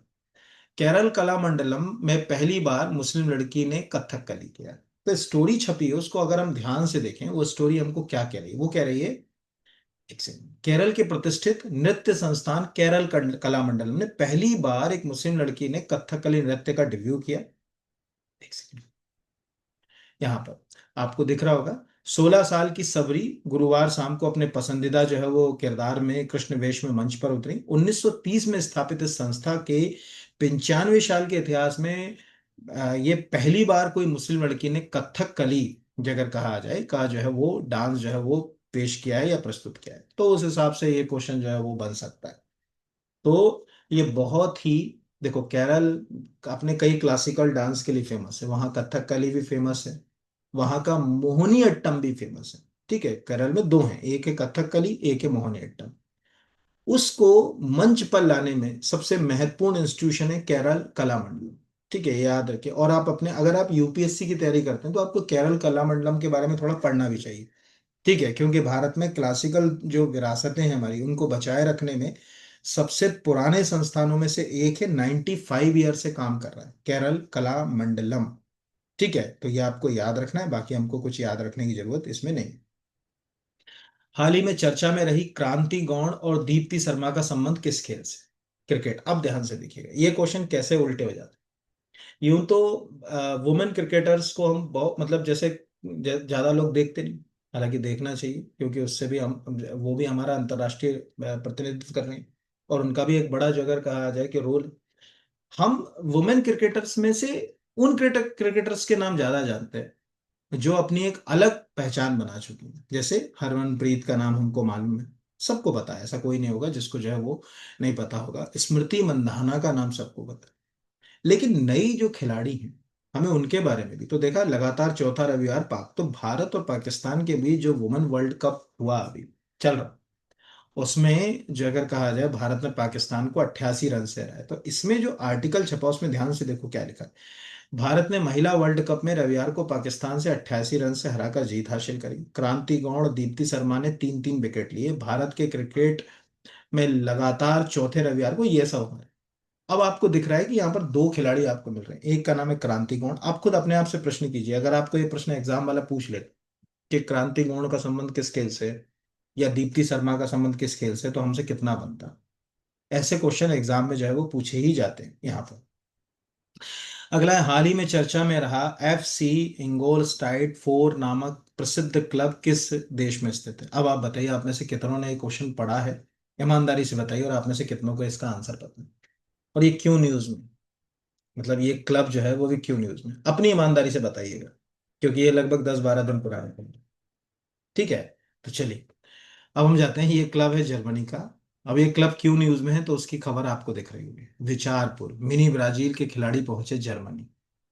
जर्मनी में ये क्लब है, और इसके जो अगर कहा जाए कोच है डाइटमार वियर्सडाफ के निर्देशन में ये फुटबॉल के आधुनिक तकनीक सीखेंगे। इनको वहां पर भेजा गया है। अभी प्रधानमंत्री जी ने, आपने देखा होगा कि अपने पॉडकास्ट में और मन की बात दोनों में जो है अगर कहा जाए विचारपुर के खिलाड़ियों को, शहडोल के ग्राम विचारपुर के खिलाड़ियों की बात जो है कर चुके हैं वो। तो मिनी ब्राजील कहकर अंतर्राष्ट्रीय पहचान दिलाई। अब जो प्रधानमंत्री जी के उल्लेख के बाद जर्मनी के प्रतिष्ठित क्लब ने विचारपुर के खिलाड़ियों और कोच को 4 से 12 अक्टूबर तक प्रशिक्षण का अवसर प्रदान किया है। शनिवार को ये युवा सितारे अपने सपनों की उड़ान भरते हुए जर्मनी पहुंच गए। अब हमारे लिए ये कोच का नाम और इस क्लब का नाम। अब वो यही पूछते हैं कि क्लब, अब प्रश्न दो हो गए। पहला कि इस क्लब का संबंध किस खेल से है, तो फुटबॉल। दूसरा कि क्लब कहाँ से है, ठीक है, तो जर्मनी। अब आपको खुद समझ पड़ा होगा कि ये किससे जो है वो जुड़ा हुआ है यहाँ पर। अगला है, भारत यूके सीईटीए का संबंध निम्नलिखित में से किस एक से है? Environment protection, economic and trade activity, sport competition और मिलिट्री एक्सरसाइज। तो आंसर है इसका इकोनॉमिक एंड ट्रेड एक्टिविटी। अब ये है क्या, इसको समझने के लिए हम जाए। आपको मालूम होगा कि अभी ब्रिटेन के प्रधानमंत्री भारत की यात्रा पर आए थे, और जब वो भारत की यात्रा पर आए तो ब्रिटेन और भारत के बीच जो अगर कहा जाए बायलेटरल एक एग्रीमेंट साइन हुआ। ये एग्रीमेंट आर्थिक रूप से दोनों देशों के जो अगर कहा जाए आर्थिक विकास से संबंधित है, जिसको हम बोलते हैं India UK comprehensive economic and trade agreement, CETA. India, ठीक है, United Kingdom, comprehensive economic trade agreement. इसके तहत दोनों आपस में मिलकर आर्थिक विकास के लिए काम करेंगे। इसके अलावा यहाँ पर जब ब्रिटेन के प्राइम मिनिस्टर आए तो हमने उनके साथ एक मिसाइल डील भी साइन करी है। ठीक है, कि हम उनसे मिसाइल लेंगे, ये भी एक इम्पॉर्टेंट है। बट चूंकि CETA, तो आपको एक प्रेस रिलीज दिख रहा है गवर्नमेंट ऑफ इंडिया का, इसमें लिखा है India United kingdom comprehensive economic trade agreement. ये क्वेश्चन जो है वो इस नजरिए से आपसे पूछा जा सकता है। अब वो कैसे पूछेगा वो देखने वाली बात है उसके ऊपर यहाँ पर। अगला है, भारत की अंडर 19 क्रिकेट टीम ने ऑस्ट्रेलिया को टेस्ट सीरीज में कितने अंतर से हराकर 39 साल पुराना रिकॉर्ड तोड़ा। ये आएगा ही आएगा, 2-0 आएगा ही आएगा क्वेश्चन। क्यों आएगा, स्टोरी देख लो आप पहले। और ये क्वेश्चन बहुत इंपॉर्टेंट है। यंगिस्तान ने रचा इतिहास, ऑस्ट्रेलिया में पहली बार जीती कोई टेस्ट सीरीज। तो यहां पर आपको दिख रहा है कि भारत की अंडर 19 क्रिकेट टीम ने इतिहास रच दिया। उसने ऑस्ट्रेलिया में को उसी के घर में दो टेस्ट सीरीज 2-0 से हराकर 39 साल पुराना रिकॉर्ड तोड़ा। किसी भारतीय यूथ टीम ने पहली बार ऑस्ट्रेलिया के टेस्ट सीरीज जीती है, पहली बार है ना। इससे पहले 3 दौरों में भारत को दो में हार, 1986 और 1995 में हार मिली, जबकि 2009 में हुई टेस्ट सीरीज 1-1 से बराबर रही। तो आपको खुद समझ पड़ गया होगा कि अगर आप एक रिकॉर्ड बना रहे हो हिस्टोरिकल, और आप एक 39 ईयर पुराना जो अगर कहा जाए रिकॉर्ड तोड़ रहे हो, तो फिर जो अगर कहा जाए कि यहाँ पर और पहली बार जीती कोई टेस्ट सीरीज ये लिखा हुआ है, तब तो ये आपको पूछ सकता है कि कहाँ हुई। ठीक है, दूसरा वो अब जो अगर कहा जाए कि भारत ने कितने उससे जीती, तो 2-0 से जीती कि 3-0 से जीती, क्या जीती, ये भी क्वेश्चन जो है वो पंच किया जा सकता है। हालांकि खिलाड़ियों के ऊपर क्वेश्चन जो है वो नहीं बनेगा, पर इसको क्वेश्चन को जो है वो पंच किया जा सकता है, इसमें कोई क्वेश्चन बन सकता है। अगला क्वेश्चन मैंने क्यों लिया, ये क्वेश्चन करंट अफेयर्स का नहीं है लेकिन आपके अप्रोच का है, कि जब हम न्यूज़पेपर पढ़ते हैं तो हम किस अप्रोच से न्यूज़पेपर को पढ़ते हैं। एकलव्य आदर्श आवासीय विद्यालय का संचालन इनमें से किस विभाग द्वारा किया जाता है। स्कूल शिक्षा विभाग, उच्च शिक्षा विभाग, जनजातीय कार्य विभाग, ए और बी दोनों। ठीक है, आपका क्या मन है, स्कूल शिक्षा विभाग, उच्च शिक्षा विभाग, जनजातीय कार्य विभाग। आंसर है जनजातीय कार्य विभाग। अब ये क्यों इंपॉर्टेंट है, इसके लिए हमको यहाँ पर जाना पड़ेगा, तो ध्यान से देखिए।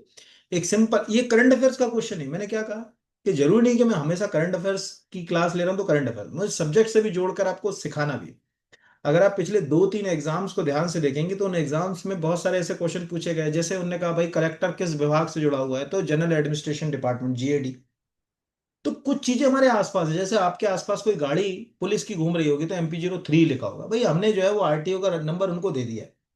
MP02 की घूम रही होगी तो यार जो है वो एडमिनिस्ट्रेटिव गाड़ी, मतलब GAD की गाड़ी, जनरल एडमिनिस्ट्रेशन डिपार्टमेंट जो है वो सामान्य प्रशासन विभाग को MP02 अलॉट कर रखा सरकार ने। तो चाहे वो कलेक्टर की गाड़ी हो चाहे किसी की भी हो, अगर वो सामान्य प्रशासन विभाग से लिंक, तो MP02। गवर्नर की है तो MP01। ये अवेयरनेस वाली चीजें हैं जो सोसाइटी में, उससे हमको सीखना है, ना कि अगर कहा जाए कि इससे जुड़ी।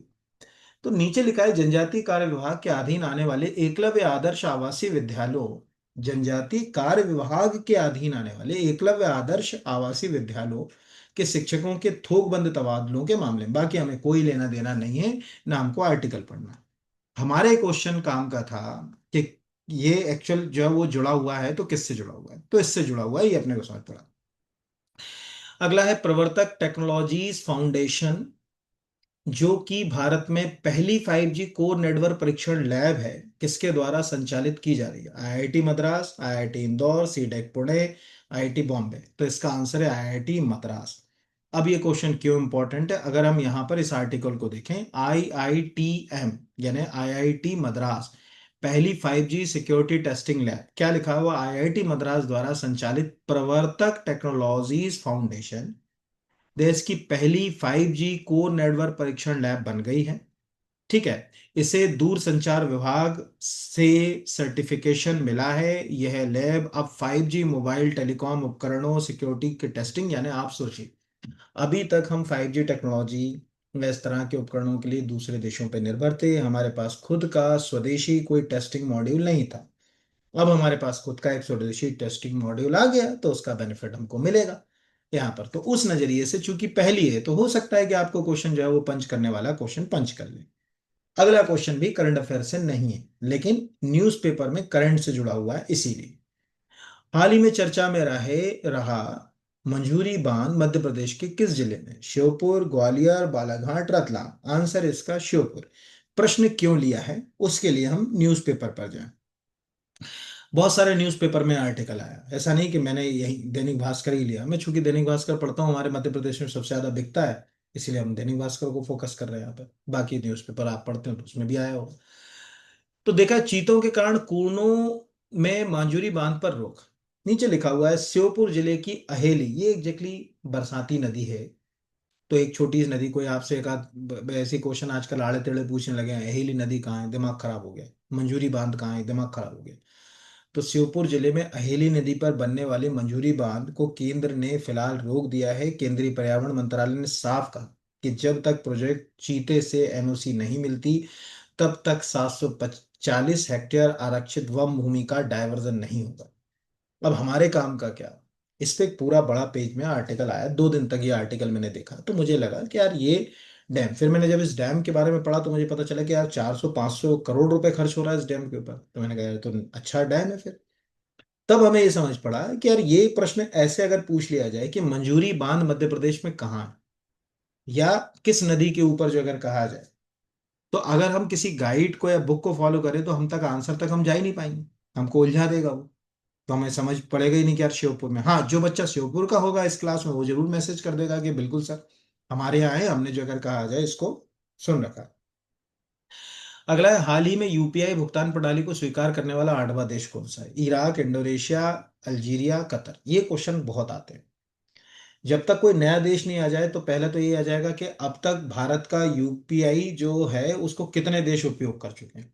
5 देश, 6 देश, 8 देश, 10 देश। तो ये 8वां देश है। कतर की सुपरमार्केट में भी चलेगा भारत का यूपीआई पेमेंट सिस्टम, जाने भारतीयों को होगा कितना फायदा। ठीक है, तो ये 8वां देश है, कतर यूपीआई भुगतान प्रणाली को स्वीकार करने वाला 8वां देश बन गया है। ठीक है, तो पहले तो इसको अपन जो अगर कहा जाए समझने के लिए थोड़ा सा अंतर है।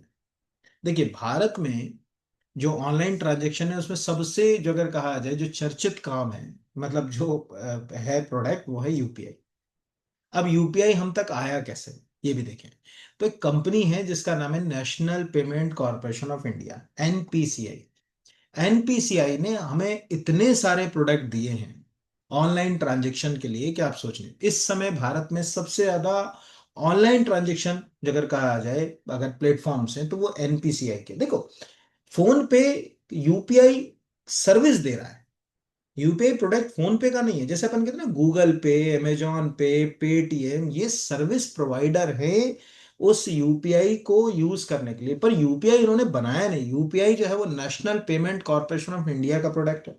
इसके अलावा देखो, फास्टैग सुना होगा, कारों पे लगता है, ये भी इसी का प्रोडक्ट है। यानी एनपीसीआई, आप चाहो तो कॉपी में एक लिख लो कि भाई एनपीसीआई क्या क्या काम कर रहा है। एनपीसीआई हमें फास्टैग दे रहा है, एनपीसीआई हमें यूपीआई दे रहा है, एनपीसीआई से हम भारत पे का यूज कर रहे हैं। आपके पास जो कार्ड होगा रुपे, आप जो भीम ऐप यूज कर रहे हैं, आप जो है वो आधार पेमेंट सिस्टम यूज कर रहे हैं, ये सब जो अगर कहा जाए एनपीसीआई के द्वारा उपलब्ध कराए जाने वाले प्रोडक्ट है। और एक और चीज मैं आप सबसे रिक्वेस्ट कर रहा हूँ, आप में से हर एक बच्चा जो पीएससी की तैयारी कर रहा है, वो जितने भी एनपीसीआई के मैंने प्रोडक्ट बोले हैं उनका फुल फॉर्म अगर आपने नहीं रखा या, तो आप जो है वो एग्जाम में उलझ जाएंगे। जैसे आधार का पेमेंट गेटवे है उसको एईपीएस कहा जाता है। अब आप में से कितनों को पता है कि आधार अनेबल पेमेंट सिस्टम एईपीएस, गांव में सबसे ज्यादा लोग यूपीआई फीपीआई नहीं चलाते गांव के लोग। ठीक है, वो कहते हैं भैया यूपीआई फीपीआई नहीं आ रही अपने को समझ में, अपन तो जो है वो अपना अंगूठा लगाएंगे आधार से, उसी से पैसा निकालेंगे। तो Aadhaar enabled payment system AEPS use करते हैं। तो आपको क्या पता है कि यूपीआई का फुल फॉर्म क्या होता है? क्या आपको पता है कि आधार जो अगर एईपीएस का फुल फॉर्म, आप सोचिए आप अपने दोस्त को जो पेमेंट करते हो, उस पेमेंट में से जो अगर कहा जाए ज्यादातर जो बड़े पेमेंट्स होते हैं वो आप काय के रूप में करते हो, आईएमपीएस। 4 उसमें वर्ड दिख रहा है, आईएमपीएस पर मीनिंग 3 है, immediate payment service. Immediate payment service, लेकिन लिखने में कैसे आ रहा है, 4 आईएमपीएस। पढ़ा नहीं तो 4 ही ढूंढोगे एग्जाम में, 3 तक नहीं जाओगे। तो इस तरह से क्वेश्चन जो है वो एग्जाम में रोल प्ले करते हैं यहाँ पर। अगला है, द्विपक्षीय अभ्यास कोंकण 25 किन देशों के बीच आयोजित हो रहा है। ये 1 लाइन के क्वेश्चन है। भारत और ब्रिटेन के बीच जो अगर कहा जाए है, स्क्रीन पे आपको दिख रहा होगा, कि एक्सरसाइज कोंकण 2025 अरब सागर में भारत ब्रिटेन आमने सामने, आईएनएस विक्रांत और एचएमएस प्रिंस ऑफ वेल्स ने दिखाई ताकत। ये कॉमन है, ठीक है। आपसे कोई वन लाइन का पूछना चाहे तो पूछ सकता है। इसी का जोड़ीदार नीचे लिखा है कि संयुक्त सैन्य अभ्यास इंद्र 2025 किन देशों के बीच आयोजित हो रहा है। तो नीचे आपको दिख रहा होगा कि भारत के, ये तो कोंकण का हो गया, India Russia military exercise, Bharat और रूस का बीकानेर में संयुक्त सैन्य अभ्यास इंद्र 2025 शुरू, आतंकवाद को नेस्ता नाबूद करने की दी जा रही है ट्रेनिंग। ये कॉमन सेंस वाले क्वेश्चन हैं जो आपने अपनी कॉपी में जहां भी आप मिलिट्री एक्सरसाइज लिखते हो वहां पर आपने लिख के रख ली होंगी, तो उसमें से कोई क्वेश्चन जो है वो आपसे बन सकता है या पूछा जा सकता है। अगला है, किस संस्था ने वित्त वर्ष 2024-25 के लिए ट्रेड वॉच क्वार्टरली नाम के चौथा संस्करण, तो ये नीति आयोग द्वारा जारी किया गया। पहले तो समझ लीजिए, मैंने आपको इससे पहले भी बताया कि जो रिपोर्ट्स होती हैं, आपको ये हमेशा पता होना चाहिए कि कौन सी रिपोर्ट कौन सा इंस्टीट्यूशन लॉन्च करता है। ठीक है, यहां पर अगर कहा है, या जो अगर कहा जाए रिपोर्ट जो है अगर कहा जाए कि नाम और उसको जारी करने वाले इंस्टीट्यूशंस के नाम जो है वो आपको, जैसे अपन बोलते हैं ना कि वर्ल्ड इकोनॉमिक आउटलुक, तो तुरंत दिमाग में क्या आ जाता है कि यार ये तो आईएमएफ जारी करता है। ठीक है, वर्ल्ड इकोनॉमिक आउटलुक ये तो आईएमएफ जारी करता है। तो ऐसे ही आपको दिख रहा होगा कि वित्त वर्ष 2024-25 के लिए ट्रेड वॉच क्वार्टरली, ये जो है वो नीति आयोग ने जारी किया। तो ये नीति आयोग की रिपोर्ट है। इसके पहले के कई वीडियो में मैं आपको नीति आयोग की कई रिपोर्ट्स के नाम जो है वो बता चुका हूं। अगला है, वन लाइन का है, आप स्टेट याद रखिएगा। बालोद जो देश का पहला बाल बाल विवाह मुक्त जिला बन गया है, किस राज्य में है, तो छत्तीसगढ़। ये वन लाइन का है, छत्तीसगढ़ लिखा हुआ है। छत्तीसगढ़ बाल विवाह मुक्त देश का पहला, चूंकि देश का पहला है तो शायद कभी एग्जाम में आ जाए, क्या भैया बाल विवाह के ऊपर किस राज्य में जो है अगर कहा जाए बालोद नाम के जिले ने सबसे अच्छा प्रयास किया। तो यहाँ पर अपने लिए वन लाइन का है कि छत्तीसगढ़ का बालोद देश का पहला बाल विवाह मुक्त जिला बन गया है, राज्य सरकार की ओर से जारी बयान। तो ये है। अगला है, नॉर्वे में आयोजित वर्ल्ड वेट लिफ्टिंग चैंपियनशिप में मीराबाई चानू ने कितने किलोग्राम वर्ग में रजत पदक जीता। तो पहले तो ये दो क्वेश्चन हमारे। पहला है कि वर्ल्ड वेट लिफ्टिंग चैंपियनशिप का आयोजन कहाँ हुआ, ये नॉर्वे में हुआ। ये पहला हो गया क्वेश्चन कि वर्ल्ड वेट लिफ्टिंग चैंपियनशिप 2025 आयोजित कहाँ हुई, नॉर्वे में। दूसरा, मीराबाई चानू, तो अगर आप इस क्वेश्चन को यहाँ देखेंगे, ये तो 31 वर्षीय मीराबाई चानू ने 48 किलोग्राम वर्ग में सिल्वर मेडल अपने नाम किया, कुल 199 किलो वजन उठाया, उनका ये वर्ल्ड रिकॉर्ड में तीसरा मेडल। तो आपको दिख रहा होगा कि ये जो अगर कहा जाए वर्ल्ड वेटलिफ्टिंग चैंपियनशिप में भारत का 18वां मेडल, सभी महिलाओं को अच्छा हमने जो है अगर कहा जाए प्रदर्शन किया, और महिलाओं का ही इसमें दबदबा रहा। यहाँ पर ओवरऑल रैंकिंग में भी महिलाओं के कारण ही हम रैंक टैली में अपनी जगह बना पाए। तो वर्ल्ड चैंपियनशिप मीराबाई, खबर आपको दिख रही है 4 डे नॉर्वे से छपी है, यानी ये जो इवेंट हुआ होगा ये 4 डे में हुआ होगा। क्या होता है, मैंने आपको हमेशा सिखाया, न्यूज़पेपर पढ़ना भी सीखना है, जरूरी नहीं कि टीचर ही सब कुछ बताता रहेगा। आपको दिखा है कि यार कहाँ हुआ, तो नॉर्वे, नॉर्वे तो कंट्री हो गया, लेकिन जगह कहाँ है जहां पर ये इवेंट हुआ, तो वहां लिखा है कि 4 डे। दूसरा, इसमें एक और इम्पॉर्टेंट बात है कि अगर हम रिवीजन करना चाहें तो कैसे रखें, तो जैसे लिखा है कि star weight lifter Mirabai Chanu world weight lifting championship में सिल्वर मेडल जीता, उन्होंने 48 किलोग्राम वर्ग में 199 किलोग्राम वजन उठाया। नीचे लिखा है इससे पहले 2017 और 2022 में भी वो मेडल जीत चुके हैं। 2017 में नीचे पूरी लिस्ट लिखी हुई आपको दिख रहा है कि भाई जो है वो 2026 में कॉमनवेल्थ गेम्स होना है, एशियन गेम्स 2028 जो अगर कहा जाए होना है, 2028 में लॉस, मैंने क्या बोला, आप रिवीजन कैसे करो, कोई पूछे कि 2028 में कहां पर ओलंपिक होना, तो लॉस एंजल्स। ये रिवीजन हो गया ना, पेपर को पढ़ने से रिवीजन होता है और कहीं से रिवीजन थोड़ी होता है, हमारे आसपास की चीजों से रिवीजन होता है। तो किस देश को अंतर्राष्ट्रीय सामाजिक सुरक्षा संघ आईएसएस पुरस्कार 2025 से सम्मानित किया गया, ये बच्चों वाला क्वेश्चन, यानी ये क्वेश्चन आपको अगर याद रखना हो तो याद रखो, नहीं रखना हो तो भी चल जाए। तो भारत को सामाजिक सुरक्षा के लिए वैश्विक पुरस्कार, कुछ अंदर जाने की जरूरत नहीं है, मतलब वन लाइन का क्वेश्चन है। आपका मन करे तो आप याद रखो, आपका मन करे तो आप याद ना रखो तो भी चल जाएगा, अगर आप छोड़ भी दोगे तो भी चल जाएगा, कोई बहुत बड़ा इसके अंदर जो है वो इशू की बात जो है वो नहीं। फिर अगला है कि यहाँ पर हाल ही में चर्चा में रही अंतिम पंघाल का संबंध किस खेल से है, कुश्ती। तो आप अगर इस आर्टिकल को ध्यान से देखोगे तो आपको ये जो है वो मिलेगा। अंतिम वर्ल्ड रेसलिंग चैंपियनशिप में लगातार दूसरी बार ब्रॉन्ज, रेसलिंग, अब आपको क्या समझ पड़ा कि यहाँ पर भारत में वजन प्रतिबंध पर गंभीर समस्या है, अंतिम ने जो अगर कहा जाए दिलाया एकमात्र मेडल। तो यहाँ पर इस तरह से चूंकि वो लिखा अंतिम ने दिलाया एकमात्र मेडल, तो आपको ये पूछ सकते हैं कि भाई वो किससे संबंधित है, तो रेसलिंग से जुड़ी हुई है। यहाँ पर नीचे लिखा है क्रोएशिया में क्रोएशिया में हाल ही में आयोजित वर्ल्ड रेसलिंग चैंपियनशिप में भारत का प्रदर्शन उम्मीद पर खरा नहीं उतरा। हालांकि अंतिम बंगाल ने 53 किलोग्राम वर्ग में जो अगर कहा जाए ब्रॉन्ज मेडल जीतकर देश की झोली में एकमात्र मेडल डाला। इस नजरिए से यह तो यहाँ पे अपने हो गए कि वर्ल्ड मतलब चैंपियन कहाँ आयोजित हो गए, जैसे वर्ल्ड रेसलिंग चैंपियनशिप कहाँ हुई, ये भी अपना मतलब ऐसे क्वेश्चन ऐसे बनते कि चैंपियनशिप कहाँ आयोजित हुई। अगला, कौन सा देश 11 से 23 नवंबर 2023 नवंबर तक आयोजित होने वाले पहले दृष्टिबाधित महिला T20 क्रिकेट विश्व कप 2025 की मेजबानी करेगा? भारत और श्रीलंका। ये क्वेश्चन वैसे तो नवंबर में आप जब पढ़ोगे तो आपको याद ही रहे, लेकिन नहीं पढ़ते हो तो ये वन लाइन का है कि श्रीलंका और भारत दृष्टिबाधित महिला T20 क्रिकेट विश्व कप की जो है वो मेजबानी करेंगी। और पहला है चूंकि ये, देखिए लिखा है श्रीलंका और भारत 11 से 23 नवंबर तक आयोजित होने वाले पहले दृष्टिबाधित महिला T20 क्रिकेट विश्व कप की संयुक्त मेजबानी करेंगे।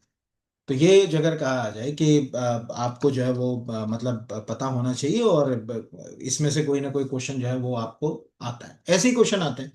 तो जगह कहा आ जाए कि आपके इसी से जो है वो क्वेश्चन जो है वो तैयार हो। ठीक है, इसी से कई सारे क्वेश्चन जो है वो तैयार हो गए। जैसे अभी आपको मालूम होगा कि वुमेन क्रिकेट वर्ल्ड कप, आज ही आपने कम से कम 5-6 इवेंट जो है वो तैयार कर लिए, 5-6। जैसे 2025 में महिला क्रिकेट वर्ल्ड कप कहाँ हो रहा है, तो अभी आपको मालूम है कि भारत श्रीलंका के बीच चल रहा है, 2 नवंबर तक चलेगा। देखेंगे किसके पाले में बॉल आती है। दूसरा हो गया कि T20 क्रिकेट विश्व कप दृष्टिबाधित, ये भी कहाँ होगा, ये भी भारत और श्रीलंका के बीच होगा। ठीक है, और इसके अलावा तो ऊपर अपन ने कई सारे और जो है वो खबरें पढ़ी ली हैं साथ में, तो वो क्वेश्चन भी उससे जो है लिंक करके जो है वो पूछे जा सकते हैं। तो ये इस तरह से क्वेश्चन जो है वो एग्जाम में आते हैं। फिर अगला है, ये वन लाइन का है लेकिन याद रखिएगा। अरुणाचल प्रदेश की पहली वाणिज्यिक कोयला खदान नामचिक और नामफुक किस जिले में शुरू की गई? यहाँ पर ये जिला, वैसे तो जिला पूछेगा ही नहीं, ये क्वेश्चन मैंने टफ थोड़ा सा इसलिए बनाया यूपीएससी के हिसाब से। आपसे पूछेगा कि नामचिक और नामफुक जो है वो नामक प्रसिद्ध कोल खदान किस राज्य में? तो आंसर है अरुणाचल। तो लिखा अरुणाचल प्रदेश के लिए ऐतिहासिक मील का पत्थर। देखिए इसको समझिए पहले। भारत में 99% से ज्यादा कोयला जो गोंडवाना रॉक फील्ड्स में है। ठीक है, दो तरह से कोल डिपॉजिट है भारत में, एक है ट्रिशरी रॉक्स में और एक है गोंडवाना में। अगर हम जम्मू कश्मीर चले जाएं, नॉर्थ ईस्ट चले जाएं, जैसे असम है, सिक्किम है, अरुणाचल है, यहाँ पर ट्रिशरी जो रॉक्स हैं उनमें जो अगर कहा जाए कोयले के डिपॉजिट है, और ये 0.5% के आसपास होगा कुल टोटल कोल रिजर्व और प्रोडक्शन। दूसरा गोंडवाना, जैसे मध्य प्रदेश के अंदर पूरा गोंडवाना कोल जो है अगर कहा जाए फील्ड में, तो यहाँ पर क्या होता है ना, रेट माइनिंग टाइप का पैटर्न। रेट माइनिंग मतलब छोटी छोटी माइन है, लोग खोदते हैं, चोरी छुपे बेचते हैं। तो सरकार ने अब इस पे भी काम किया है। तो अरुणाचल, जैसे लिखा हुआ है ये press release government of India के, अरुणाचल प्रदेश में पहला ऐतिहासिक मील का पत्थर और नामफुक जो अगर कहा जाए ने नामचिक और नामफुक राज्य की पहली वाणिज्यिक कोयला खदान, ये आपको आ सकती है। तो जिला तो नहीं पूछेगा यहाँ पर अगर कहा जाए, ये चांगलांग जो है वो जिला, मुझे नहीं लगता कि इतना अंदर जिले तक जाए। लेकिन या मैंने क्यों बताया यूपीएससी के लिए है ना, कि भाई पूछेगा कि हाल ही में अरुणाचल का चांगलांग जिला जो है वो किसके लिए चर्चा में है, तब वो क्वेश्चन जो है वो आपको आ सकता है। अगला है किस एक सेकंड। अगला है किस राज्य में देश का पहला electronic truck battery swapping charging station शुरू किया गया? अरुणाचल। वन लाइन का सबको मालूम है, स्वेपिंग का मतलब ही होता है बदलना। हमें ई व्हीकल्स जब हमारे लिए जब सरल होंगे, जब हम चार्जिंग स्टेशंस को इस तरह से डेवलप करेंगे, वहां आप अपनी गाड़ी का बैटरी निकालो और वहां की चार्ज बैटरी लगा के निकल जाओ। भारत जैसे विकासशील देश में जहां दौड़ भाग इतनी, 5 मिनट का समय नहीं है इंसान के पास, वहां आप सोचो कि आप आधे घंटे लाइन में लग जाओ, 1 घंटे लाइन में लग जाओ, 2 घंटे चार्जिंग कर लो, तो बड़ी प्रॉब्लम है। इसीलिए ई व्हीकल्स कभी बड़े पैमाने पर जगह मार्केट में अभी बना नहीं पा रहे। एक तो कॉस्ट भी, बैटरी कॉस्ट भी ज्यादा है, पर ये भी एक कारण है। तो अगर हम ऐसा कुछ प्रोग्राम शुरू करें तो उसके बेनिफिट्स जो है वो आने वाले समय में हमको मिलेंगे। फिर है अक्टूबर 2025 में किस राज्य सरकार ने 2025 को शहरी विकास वर्ष घोषित किया? ये वन लाइन है, गुजरात। ठीक है, ये क्वेश्चन आएगा मतलब कोई क्यों लेना है करंट अफेयर्स में, क्योंकि कोई एकाध कभी एकाध परसेंट किसी का दिमाग हो गया कि भाई भारत के किस राज्य ने शहरी विकास वर्ष घोषित किया है 2025 को, कि भाई हम अर्बन जो है वो डेवलपमेंट करेंगे। तो उन्होंने कहा अच्छा गुजरात ने किया है यहाँ पर। तो ये क्वेश्चन जो है वो हमारे लिए इंपॉर्टेंट हो सकता है, अदरवाइज नहीं हो सकता। फिर हाल ही में केंद्र सरकार द्वारा किस नदी पर 1856 मेगावाट की सावलकोट जल विद्युत परियोजना को पर्यावरणीय मंजूरी दी गई? ये क्वेश्चन इंपॉर्टेंट है। ये क्वेश्चन इंपॉर्टेंट है क्योंकि ऐसे ही हमारे पाकिस्तान के साथ अभी जो अगर कहा जाए कि संबंध जो है वो अच्छे नहीं, तो आपको दिख रहा होगा कि चेनाब नदी पर सावलकोट जल विद्युत परियोजना, केंद्र की मंजूरी, पाकिस्तान को घेरने की तैयारी। अब हमारे लिए काम का क्या हो गया? तो यहाँ पर हो गया कि पाकिस्तान और इंडिया के बीच, ऐसे ही आपको मालूम है कि सिंधु नदी जो जल समझौता है वो सस्पेंड है। ऐसी स्थिति में आप मतलब 1850 मेगावाट बड़ा होता है। हमारे मध्य प्रदेश का सबसे बड़ा जल विद्युत संयंत्र है इंदिरा सागर डैम, 1000 मेगावाट है।